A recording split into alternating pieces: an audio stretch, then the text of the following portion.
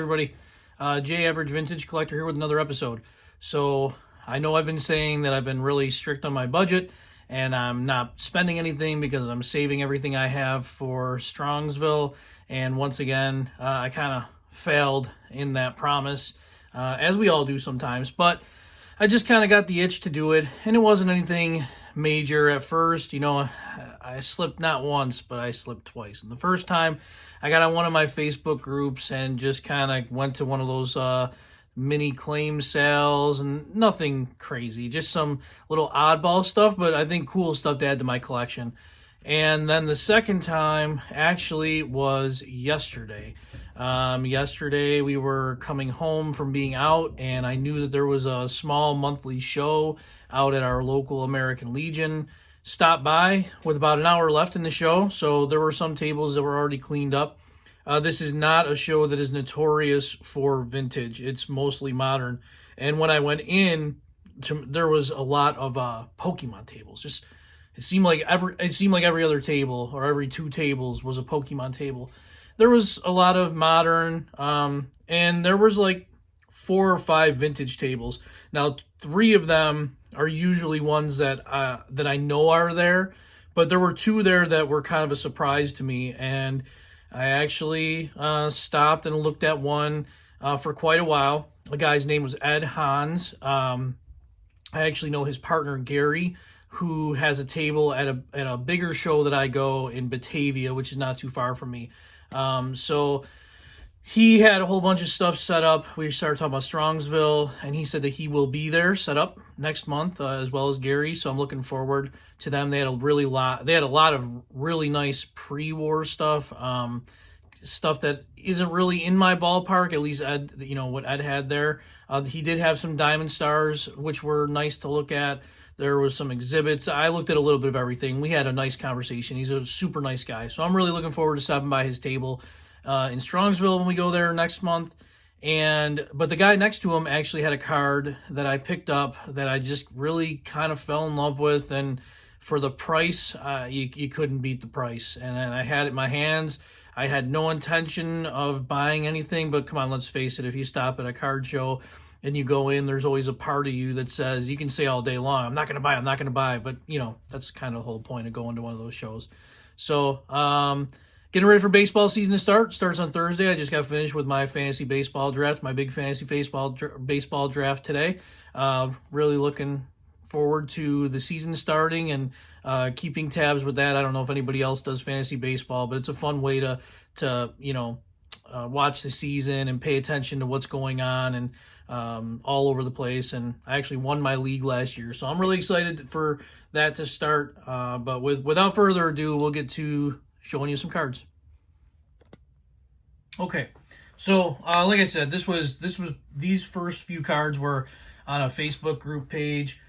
I don't remember exactly what page it is. I'm in so many, but this was just a really cheap like dollar sale. I think each one of these cards cost me about $1, which is I'll do all day long. So the first one is going to be 1971 Topps, and there's my guy Boog Powell there with Tony Canigliaro and Frank Howard, the 1970 RBI leaders.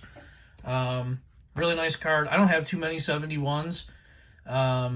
I do like them. I just, there's really not a whole lot of cards that I go after. The Thurman Munson, I think, is probably on my list of cards to get. And then, of course, the player collections I got going, Boog Powell and Brooks Robinson are going to be cards that I'm also going to target there. Second card, this one is from 1981 Topps. Here's a Tom Seaver. I do not have too many Tom Seaver cards, so that's why I picked this one up. And for $1, why not? Yeah, it's got a little ding in the corner there, but again, these are just for me to have, so I'm not really too concerned about that. Really nice looking card. I don't have too many of those. 81s, I don't think I have too many, period. So just kind of one of those time periods I just don't have a lot of. Next one, this is going to be 1966, Ken Boyer. I think Ken Boyer is a hell of a player who probably should be in the Hall of Fame. This is a guy I don't have a lot of cards with. This is later on in his career when he played for the Mets. Very nice card. Don't have that one. I do have a bunch of 66s. They're not in great shape. They're all pretty beat up. I think I got them maybe in a single lot. So that probably is one of my better looking 66s.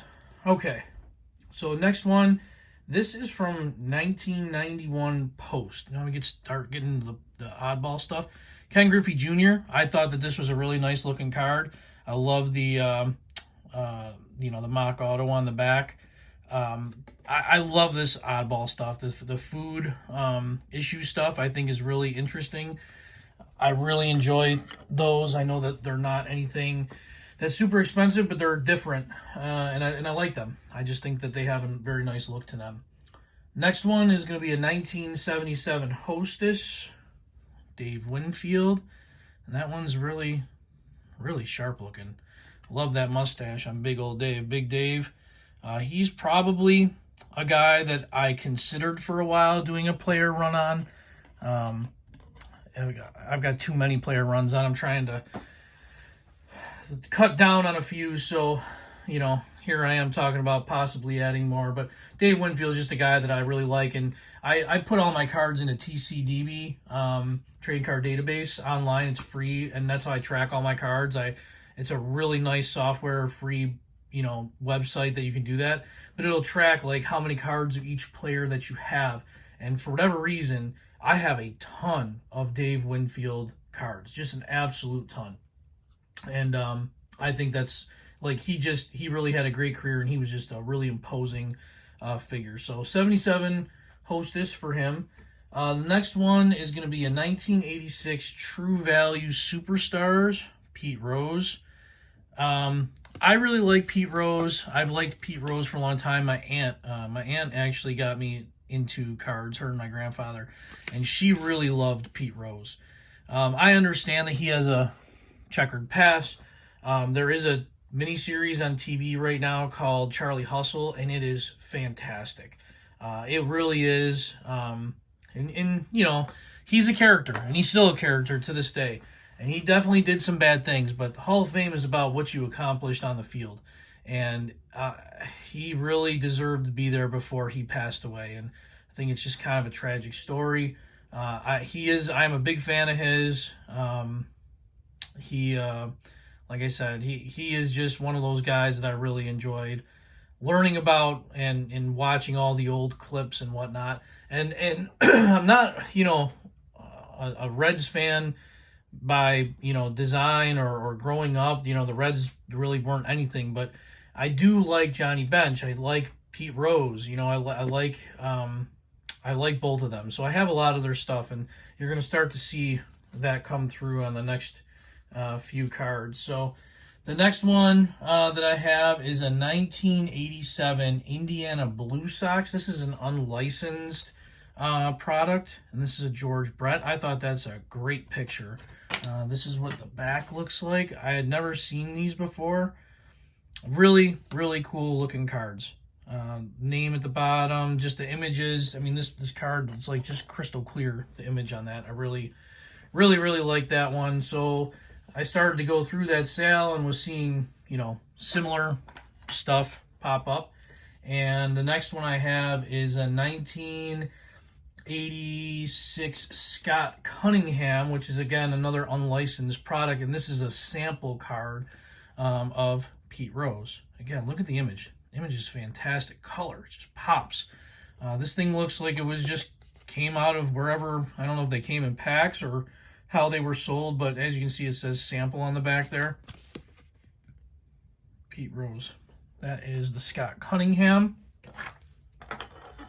Next up, I have a 1986 Broder, which again, unlicensed product, but along the same lines of the other two. Very cool image. Just great images. Look how young he looked in that. And then there's the back of it. Photos by Rob Broder. Very cool stuff. Really enjoy these cards. I would definitely look at getting more because there are some really big names in a lot of those when I started looking into the sets. And I just think they're great images, and they're dirt cheap. Okay, so next one I have is going to be a 1977 Kellogg's 3D Superstars of Dwight Evans. Really good shape, not too much of a bend in it. A lot of these get cracked and they get bent. This one seems to be in really nice shape. I thought that was a nice card. Next one that I have is, oh, I don't know if I wrote these ones down. I guess I didn't. All right, so this is a Home Plate Heroes. I can't remember. Oh, Kraft. This is a Kraft Home Plate Heroes from 1987. Another one of Pete Rose. Food issue. Blank back, but sharp looking. There's another one. And then the last one in this group of cards that I picked up on this group, or on this Facebook group. I don't think that I wrote this one down. I don't know where this one came from, so I apologize. I thought I had it written down this morning. I must not have, but it's another Pete Rose. Now, this one is actually a whole set of Pete Rose cards, and I want to say there's like 130 Pete Rose cards in this set. And that's just a great action shot. I mean, look at that. That is really cool looking card. As soon as I saw it, I was claiming it. So very nice cards there. All in all, that cost me $12, and then it was $5 to ship it. So $17 it cost me for all those, and I think that's really cool stuff. Now, the last card that I'm going to show is the card that I got at the show yesterday. And like I said, I walked in. I didn't walk around very long. Like I said, there was only about an hour left in the show when I got there. And there was really just those 5 tables there. Well, I ended up finding a very nice card. As soon as I saw it, again, just one of those things that kind of spoke to me. It's been a card that I've looked at, that I've wanted in my collection. And, well, I'll just stop talking about it and showing it. Here is a 1967 Pete Rose in a 4.5. And again, the number doesn't matter to me. That is a beautiful card in a beautiful holder, and that's what I love about graded cards. I don't care about the number. I love the way that it looks in here and then it's protected. And I know it's going to be protected. This scratch here is just on the outside of the plastic that I have it in. That's where the price tag was. So the price tag, speaking of price, I'm not really shy about, showing or telling what I paid. That card in a 4.5 cost me $40. And I think that is an absolute steal for that card in that condition. I absolutely love it. I mean, it is just that you can't really get much better than that. That's exactly what I pictured. Actually, it's better than what I pictured to have in my collection. So that's really it for today. I'm happy. Yes, I took some of my money from my Strongsville budget, but I think that it's money well worth it, especially on this. And it's not money that's going to sink my boat when it comes time to go to the show. So thank you, everybody, for watching. I'm just an average guy showing average cards. I'm getting really excited about Strongsville. It's going to be here before we know it.